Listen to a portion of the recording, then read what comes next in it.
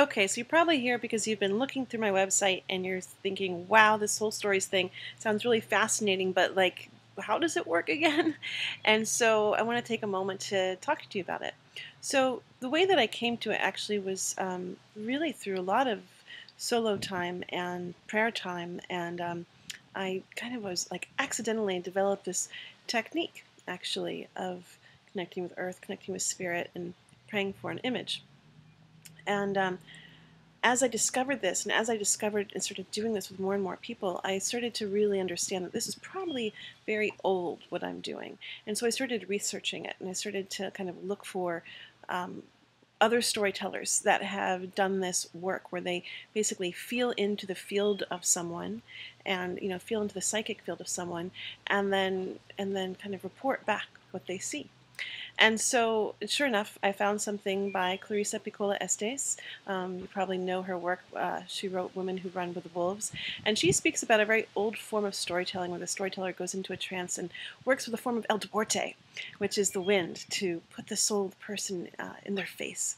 And the way that I explain it is that basically what I'm able to do is see into your psychic field and I am able to receive images that are there. So basically, it takes what's already there and puts it into physical form that you can relate to through the language of symbol, metaphor, and myth.